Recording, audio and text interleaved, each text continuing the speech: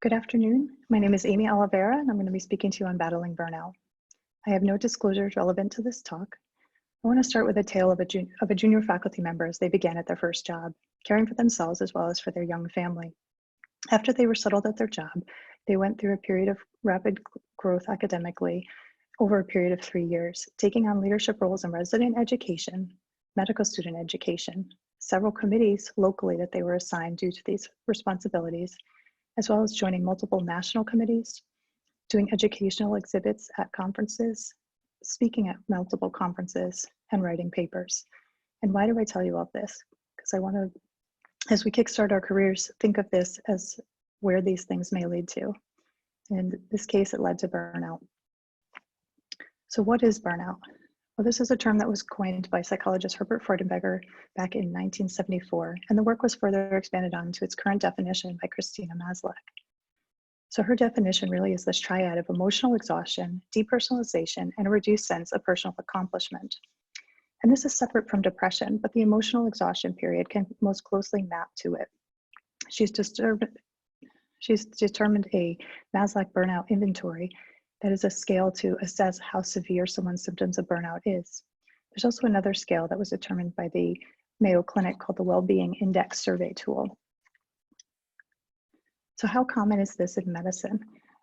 Medscape did a survey of over 15,000 physicians that showed 44% of physicians had symptoms of burnout.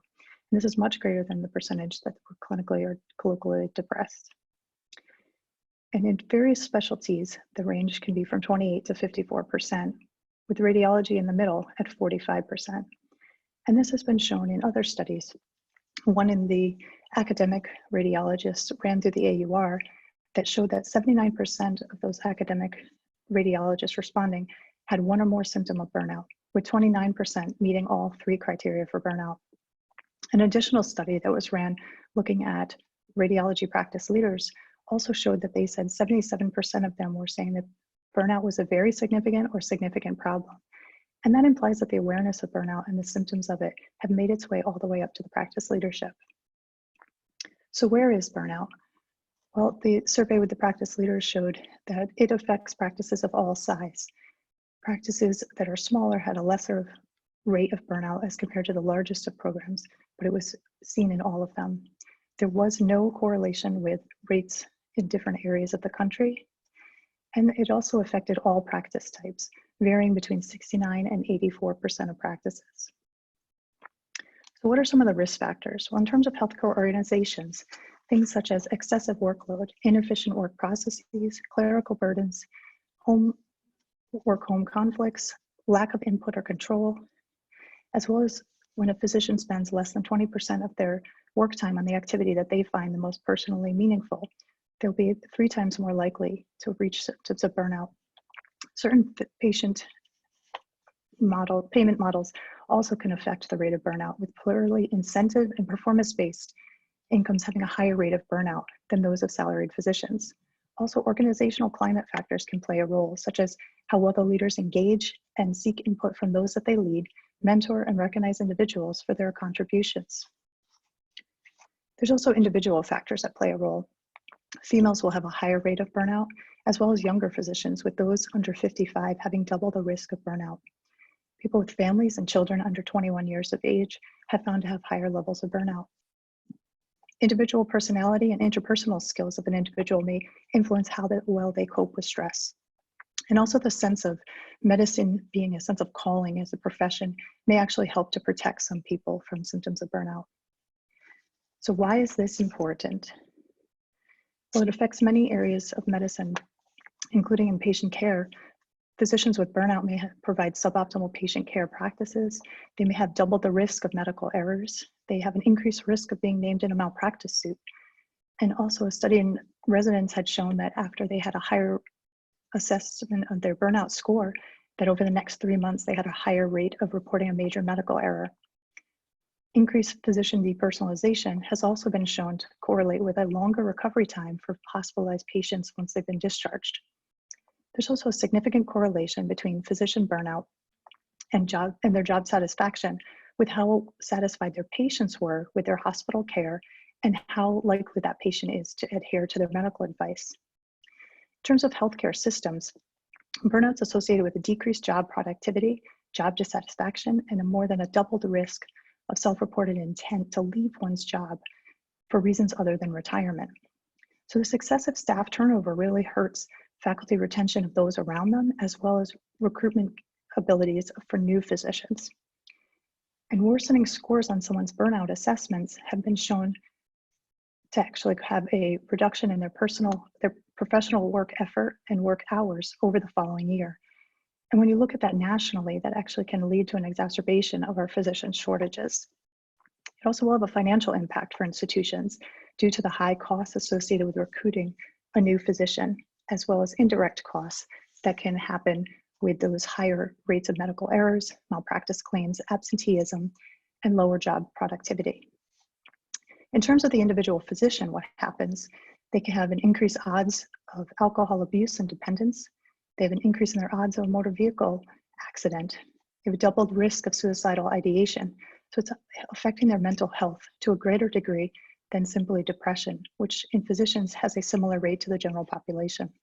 It also can affect their physical health with an increased risk of developing musculoskeletal pain and an increased risk of coronary artery disease. It can affect their intellectual health with impaired memory and attention. So who's going to help us? Well, the ACR's Commission on Human Resources survey showed that only 19% of practice have tools in place to assess and address symptoms of burnout. And those with these in place, only 21% of them said that these were extremely or very effective. So you really need to address both healthcare systems issues as well as individual issues. And you'll see much more in the literature about the individual issues because healthcare systems issues can vary from place to place, and it's difficult to generalize the corrective actions that they took in terms of from a practice to another practice.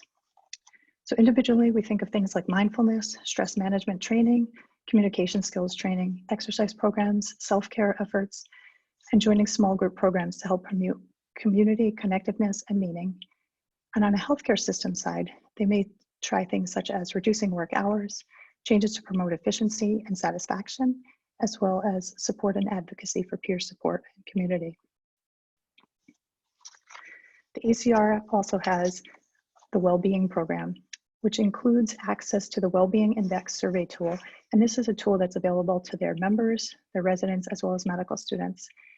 They also have a toolkit of radiology-specific high-impact articles and resources, and well-being support guides in areas such as resilience, communication, self-care, mentorship, diversity and inclusion, and conflict resolution. They have their curriculum aligned with the ACGME requirements for the residents, as well as multiple new resources added this year to help battle symptoms of burnout caused by COVID-19. And wellness, this is the other piece that's very important, which is the prevention of burnout is actually better than doing the treatment. So you want to set boundaries as you begin your career, and also your priorities in your career and your life, such as what time to leave work, what time to respond or not respond to email, and how to schedule in time for self-care. And appropriate self-care and personal wellness should include things like proper amount of sleep, proper nutrition, exercise, meditation, and mindfulness. Also, it's been shown that physicians that have seen a primary care physician in the past year and are up to date on their appropriate screening exams have a lesser risk of burnout. And also remember to spend quality time with friends and family. And considerations to think of for work is possibly working remote or with part-time or reduced hours if possible. Trying to maintain patient encounters and collaborations with clinicians, as this can keep up the personal side of medicine and can remind radiologists of their calling to medicine in the first place. And also to continue personal growth through a mentorship relationship. So remember, you can do anything, but not everything. And in conclusion, I'd like to teach you to say the word and. I can do self-care and take care of my family. I can set boundaries at work and be a great radiologist. I also want to encourage you that there's no rush to go into everything or to feel guilty about not being 100% right at the start of your career. Think about how making connections in the field and showing your interest in a specific area is still branding. Even if you're not able to give it 100% at that moment, you're still making forward progress. Remember that prevention is easier than the treatment of burnout. And don't assume that you are alone. The symptoms of burnout are common, and people all around you are feeling them. So talk to people about your feelings as a colleague or a mentor, and do it without fear. There should be no stigma around the experience of burnout since it is so common. And do not fear taking a break or a pause to recover if you reach the point of burnout. Not all career trajectories are going to be linear ladder-like paths. And I want to remind you of rest is not the opposite of hard, fulfilling work. It's the fuel for it. And with that, I thank you for your time.